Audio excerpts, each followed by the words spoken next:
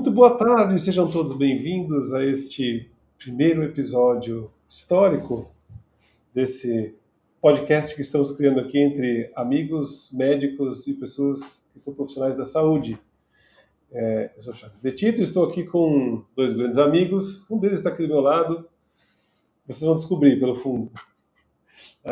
São o Dr. Ricardo Eide, é médico do esporte, especialista em concussão de cabeça e outras coisas mais, em especial sabe lidar com a parte da saúde de atletas de alto rendimento e também de altos executivos, que é o que a gente veio fazendo aqui. Depois ele vai falar um pouquinho mais do trabalho dele. E também o grande Dr. Fernando Reis, que é, além de médico do esporte, um cara fantástico e também pós-doutorado em ciência da reabilitação.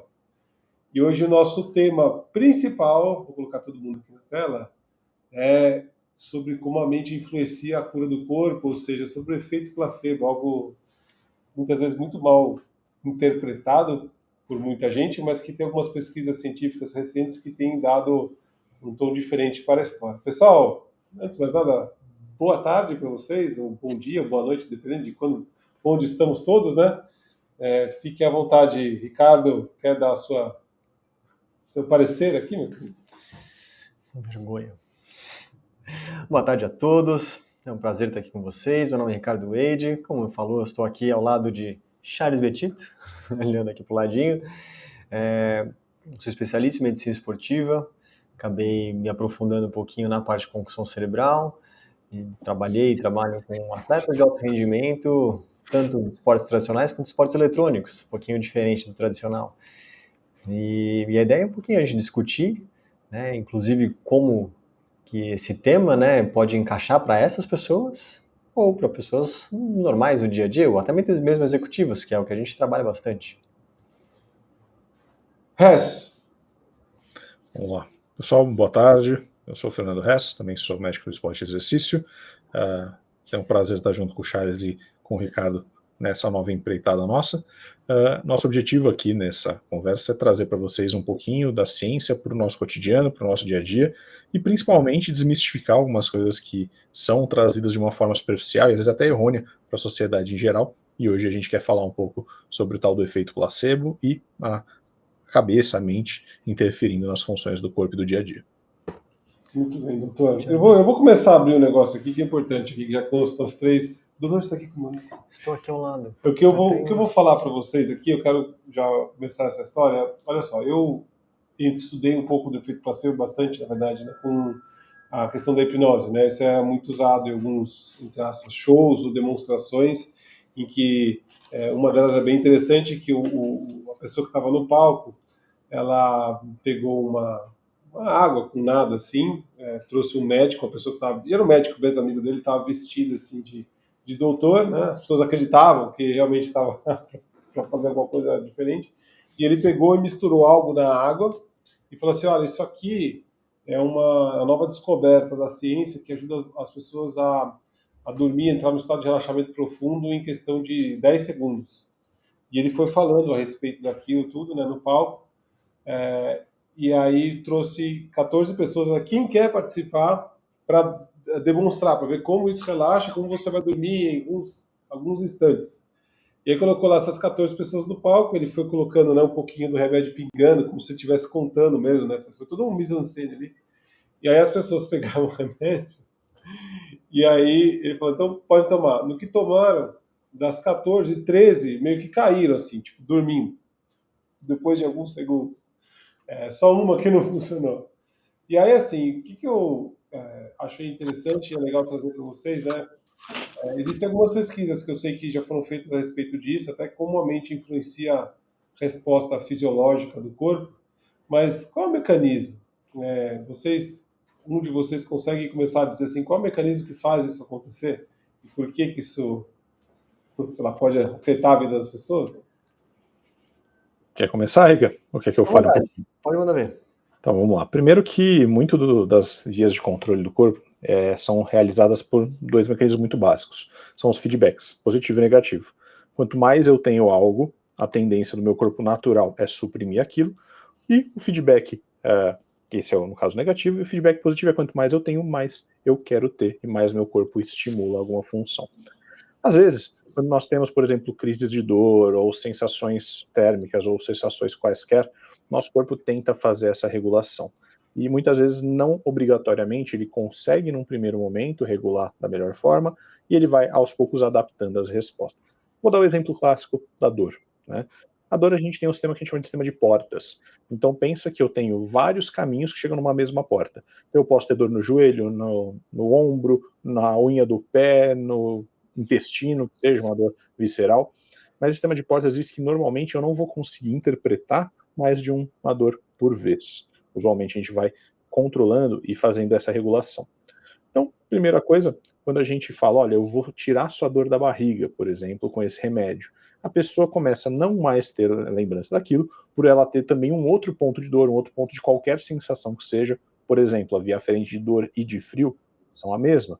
Então, às vezes, ele está com frio no ponta do pé e você acaba substituindo essa interpretação da dor visceral, da dor abdominal, por exemplo, por uma dor ou por uma sensação de frio em outro lugar.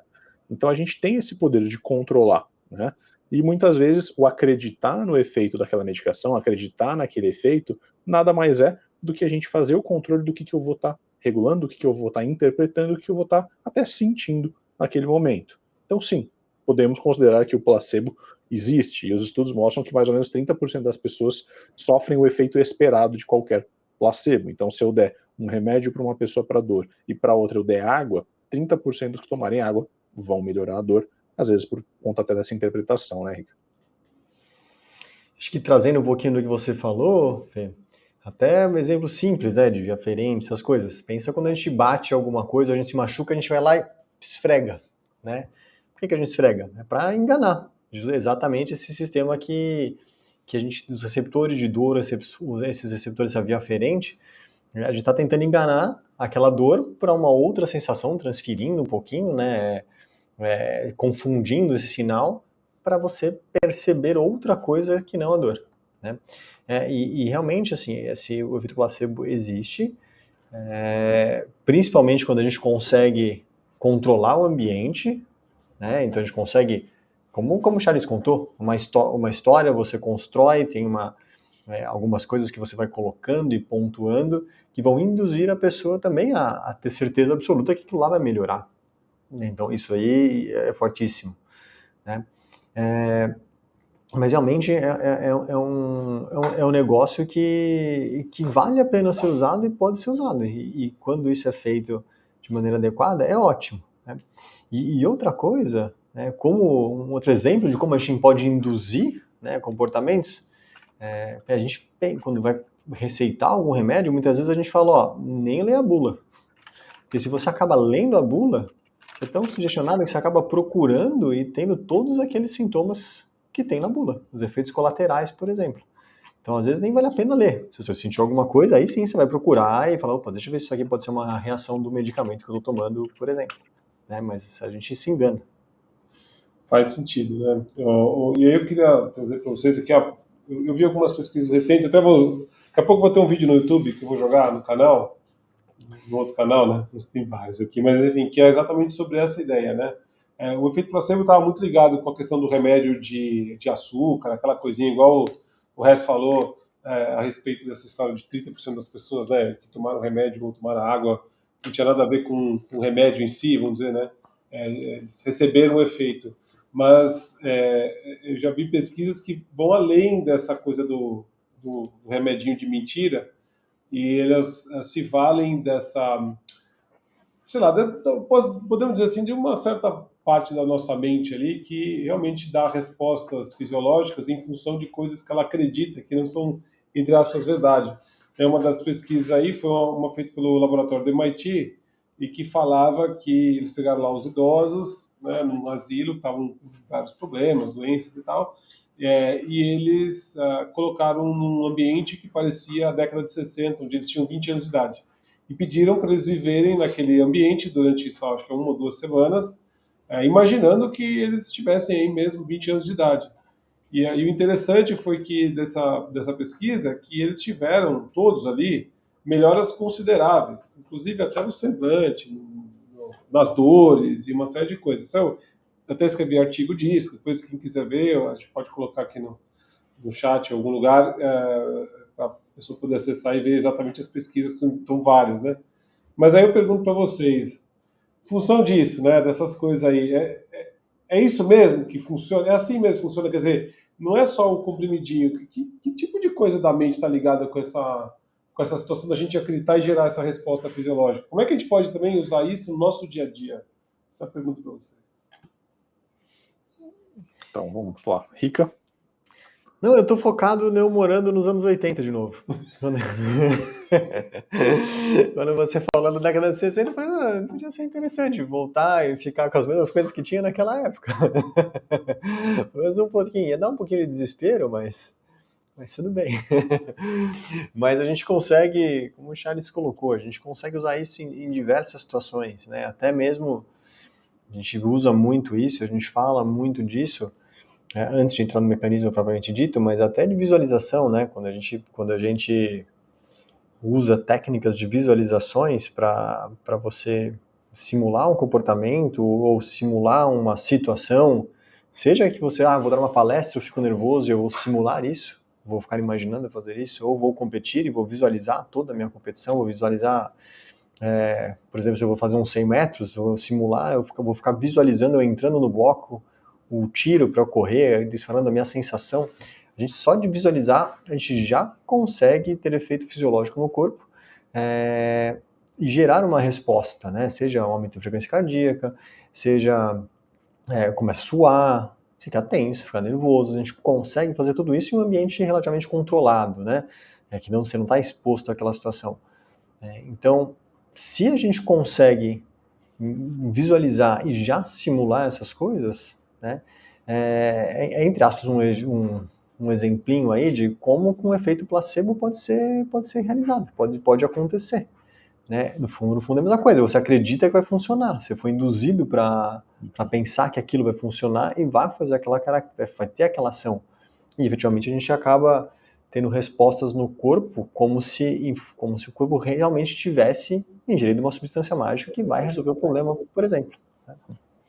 Existe uma mágica por trás, né, Rick? Existe realmente um efeito, porque se a gente parar para pensar que o placebo está fazendo com que nós nos sintamos melhor, ele não trata, por exemplo, uma eventual doença, mas ele faz com que eu me sinta melhor. É basicamente o que a gente usa em 60% dos tratamentos, que são os sintomáticos. Então, eu tomo um remédio para febre, ele não está para dor, ele não está resolvendo o problema, não está agindo no cerne do problema, ele está aliviando uma sensação. E o placebo funciona de uma forma parecida.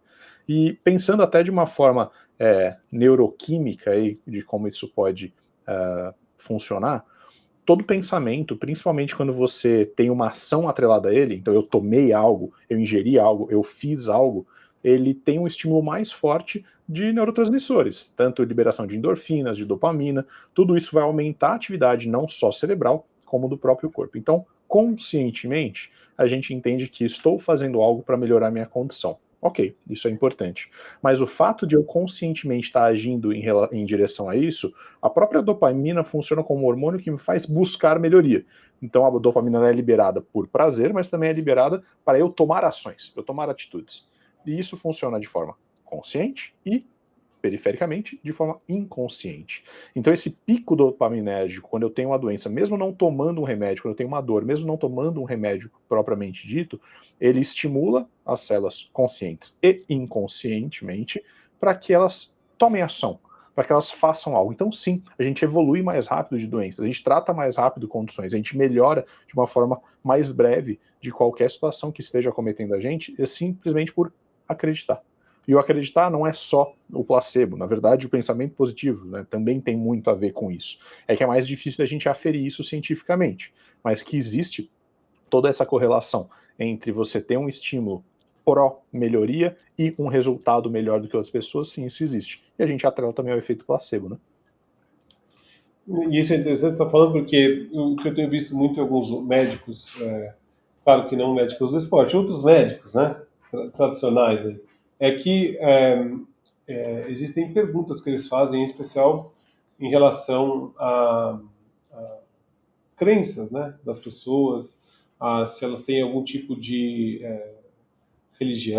se elas rezam ou fazem algum tipo de prática espiritual, né, e quanto isso é importante no geral, né? Acho que os médicos estão entendendo um pouquinho dessa necessidade da gente, aí, independente da religião, independente da crença da pessoa, né? Mas ter uma positividade, acreditar em algo, trazer esse lado mais, posso dizer assim, menos tão pragmático e científico para a mente, talvez, mas alguma coisa que utilize desse lado que efetivamente hoje, como o Wes falou, achei que foi legal que você colocou, Wes, não tem como a gente aferir cientificamente. Então, como é que isso funciona, né? Como é que a gente vai usar isso de fato? Se a ciência não aferiu, como é que isso pode vir à tona para o nosso dia a dia, já sabendo que tem sim uma efetividade, né? Então, falei muita coisa, mas a minha pergunta para vocês, e minha fio da meada aqui como é que a gente aplica isso no dia a dia? Deixa eu E o pescar um doutor negócio. aqui, eu tenho um doutor que sumiu da Cara, nossa... não, isso que eu tô vendo. Eu saí da nossa tela quando eu voltei. Deixa eu ver se eu consigo. Só pra Volte para testando, vê cá. se assim já retoma. Vamos ver. Retoma assim? Voltou. Se eu Estava... Já te vi. mexo. Não, se eu mexo na. Fazendo descobertas, né? Pronto. Então vamos lá. Vamos Quem lá, quer falar? Quem gostaria de trazer? Como é que a gente traz o placebo para o dia a dia, doutores? vamos lá. Eu vou começar dessa vez, tá, Ica? Então, primeira coisa, a gente tem que entender o que a gente chama de placebo, né?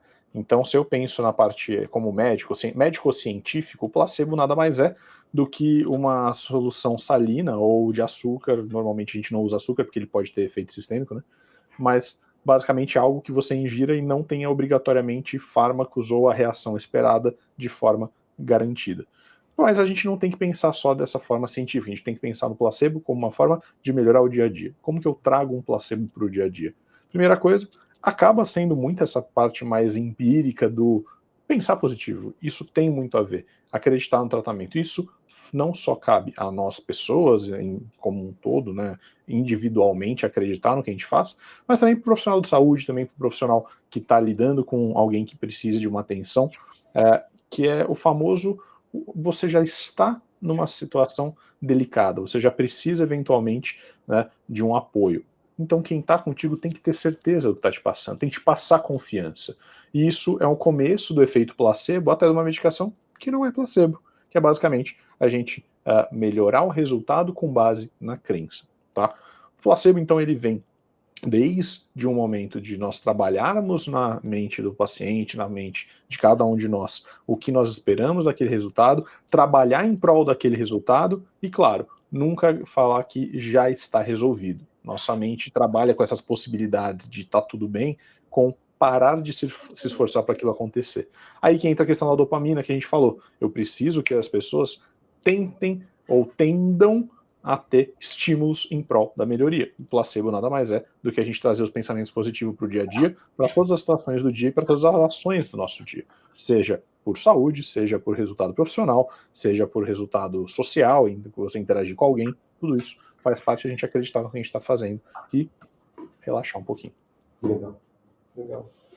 Acho que é importante também ressaltar que a gente não está defendendo o uso de placebo para tratamento de doenças, né? Muito pelo contrário. Exato.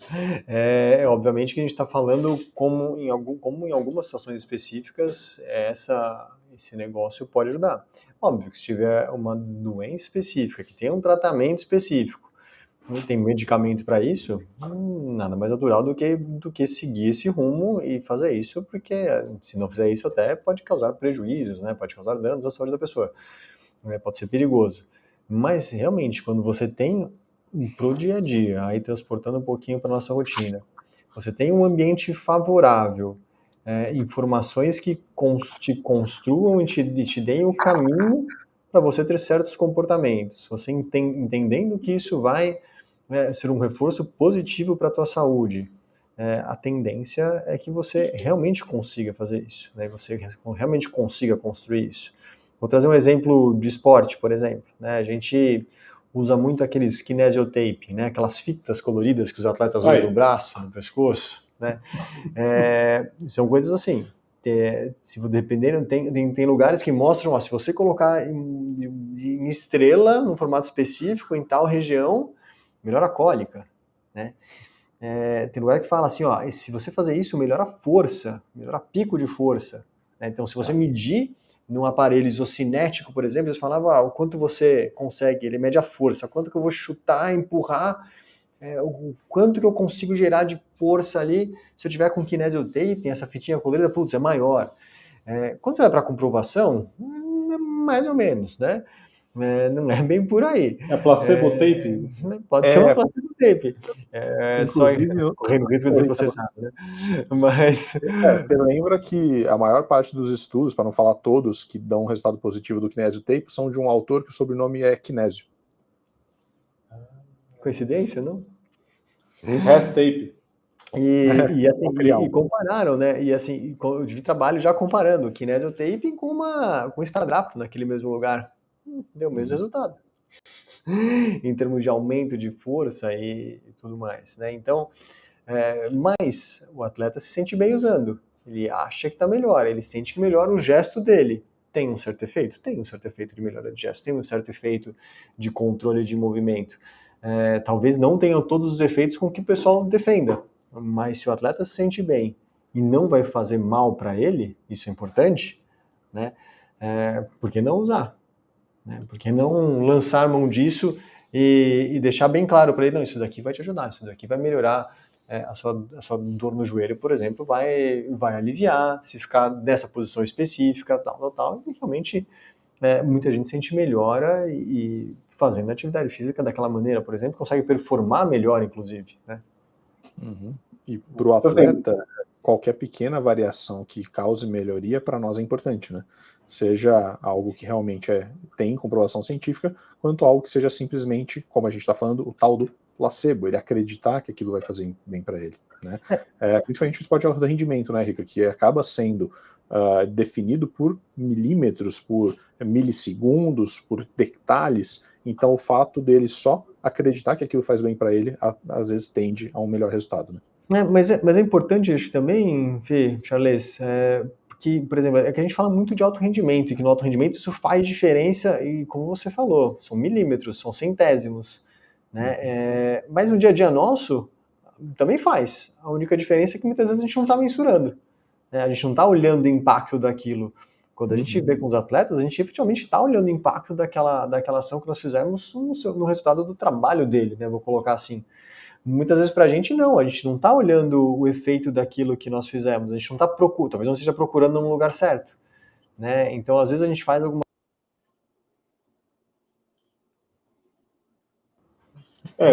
Assim, eu vou virar o jogo, tá? Falando um pouquinho de placebo aqui, mas tá. Se a gente sabe que a mente tem muita, vamos dizer assim, entre aspas, poder em relação ao corpo, até em termos de cura, vocês acreditam que ela também pode fazer o contrário? Ou seja, o pensamento negativo, a pessoa que está sempre reclamando da vida, que acha tudo ruim, que busca o pior nas todas as situações, inclusive até nas de saúde, vocês acreditam que isso também pode fazer o efeito contrário? É o placebo ruim, vai. Você está tomando um veneninho e que vai te atrapalhar? Qual a opinião de vocês em relação a isso? Bom, a primeira coisa que eu vou falar para vocês é tudo, absolutamente qualquer coisa. Quando eu digo coisa, é substância, exercício, esforço, escolha, em demasia é uma droga, né? Então alguns dizem que água em excesso faz mal. E é verdade, a gente tem histórico de hiperidratação que o paciente vem até a situações de perióbito. Então, tudo em excesso faz mal. Dito isso, a gente começa a pensar exatamente nessa questão do placebo. Não, isso aqui não é nada, é aguinha com açúcar. E a gente acaba desenvolvendo exatamente a situação de exagero para algo que não ajudava em nada e começa a fazer mal. E não só isso. Lembra que, eventualmente, quando a gente pensa, é um placebo à base de tal substância. Existem pessoas que não toleram, às vezes de forma gástrica, tem uma intolerância gástrica àquela substância, às vezes você acaba lançando mão de uma pequena pílula que seja, que não tem nada, tem açúcar, sal dentro, e a pessoa está em jejum, isso pode eventualmente fazer uma queimação, pode fazer uma perfuração gástrica, enfim, estou pensando no extremo pior, assim como a própria água, né? Às vezes a gente fala, não, antes de nadar, antes de fazer uma corrida, antes de fazer uma palestra que seja, eu vou tomar essa aguinha aqui, uma água benta, uma água preparada, uma água especial, e aí no meio da minha palestra de 40 minutos, eu comecei a ficar nervoso porque eu quis fazer xixi.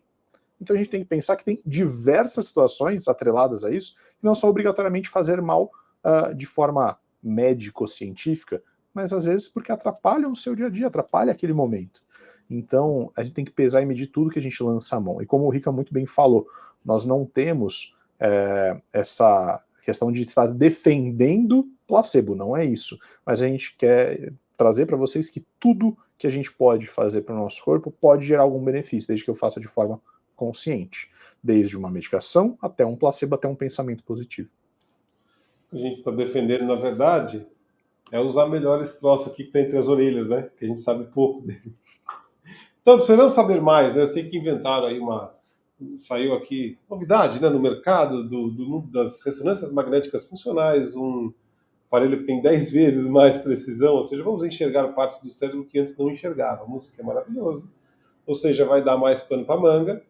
Não sei se nesse caso especificamente dos placebos, mas quem sabe a gente um dia consiga descobrir como de fato a gente pode usar melhor a nossa mente para que tenhamos uma vida melhor, entendendo até que de repente assim muito pensamento negativo, excesso de reclamação, visão negativa do mundo pode de fato atrapalhar a saúde, quando que o contrário também é verdadeiro. Você acreditar que você pode melhorar, né, o que vocês falaram aqui algumas vezes, até o resto falou, você ter vontade, né, de fazer o ato motor de você fazer algo em prol da sua saúde de forma positiva, também, obviamente, deve ter algum, né, descobrir que tem algum impacto, né, começar a usar isso para o nosso dia a dia, viver uma vida melhor, um pouco mais positiva e, de repente, ter mais saúde, né, naquilo que a gente quer. Então, e lembrar, como vocês falaram, o que o Hess citou bem, e você levantou a bola, Charles, existe efeito nocebo. Efeito nocebo é justamente o contrário. É você sentir os problemas e você sentir os efeitos colaterais, você sentir todas aquelas coisas ruins e elas nem estavam lá.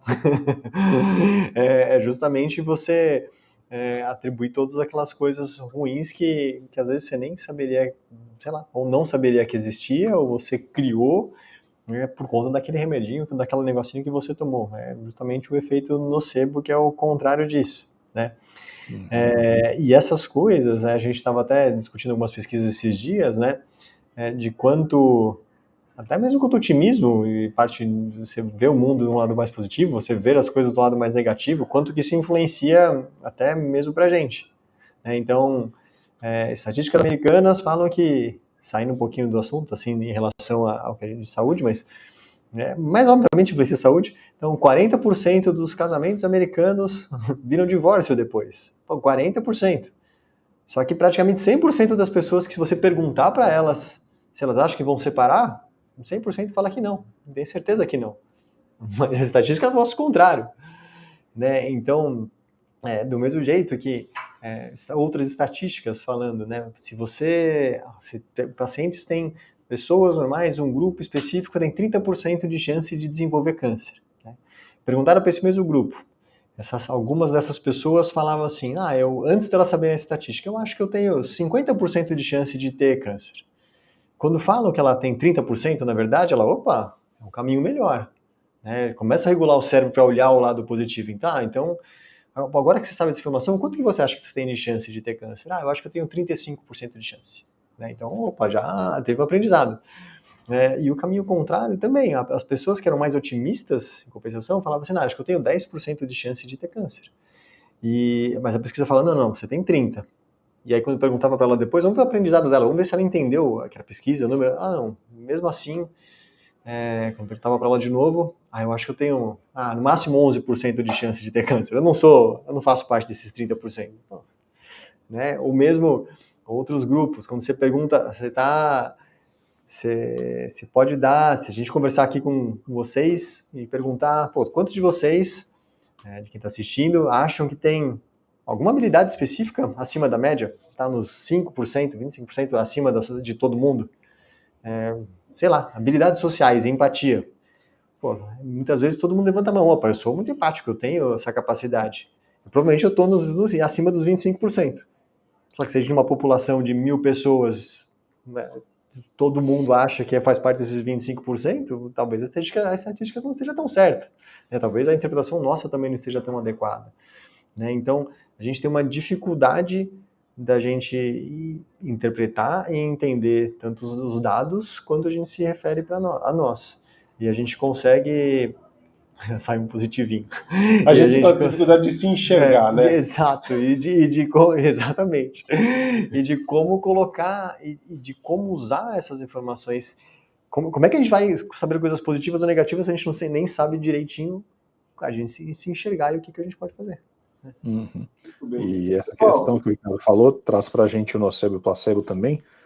Lembrar que mesmo o efeito positivo do placebo, quando ele culmina em uma não resolução do quadro, a gente tem um quadro de perda desse interesse e desse prazer até pela melhoria maior. Porque no momento que eu acredito que algo vai resolver meu problema e isso não resolve, por mais que conscientemente saibamos que era um placebo, que não era nada, a queda é maior. Então, a gente tem que trabalhar muito essa questão de como balizar isso. Eu tenho que acreditar nos meios que são realmente comprovados cientificamente, mas eu tenho que ter um pensamento positivo em cima de tudo que eu for lançar a mão em relação a mim. E como a gente até, o Charles ontem comentou algo, e eu tenho uma frase que eu trago que é mais ou menos para isso, que é: a ciência, assim como a medicina, principalmente, ela não é matemática, ela é estatística. E sim, isso é diferente. Porque na matemática, 1 com 1 sempre vai ser 2. Na estatística, 1 com 1 normalmente é 2. Mas dependendo do tamanho do 1, talvez seja um 1zão que vai virar um 3. Né? Então, na medicina é muito isso. Para nós três aqui, provavelmente, se eu lançar a mão de tal medicação, eu vou resolver tal problema. Mas talvez para alguém que esteja próximo a nós, que tenha características um pouco diferentes, essa mesma coisa tem um resultado diferente. E entra exatamente essa questão. Lembrar que na medicina e no amor, nem sempre, nem nunca. muito bem. Com esta deixa maravilhosa, eu aproveito o ensejo para agradecer vocês dois, a nos agradecer por estarmos falando aqui uns com os outros sobre um tema tão importante, que é a utilização da mente para resolução de uma série de problemas de doença, né? E que não necessariamente necessita aí dos fármacos ou outras coisas mais, mas que elas são ótimas, nada contra a ciência, pelo amor de Deus, muito pelo contrário, mas que talvez a gente aprenda a usar melhor esse negocinho maravilhoso que está aqui entre as duas orelhas, certo, senhores? Eu achei que você ia chamar agradecer os patrocinadores. Mas E tá, agradeço aos patrocinadores que estão aqui conosco, que somos nós três, e mais.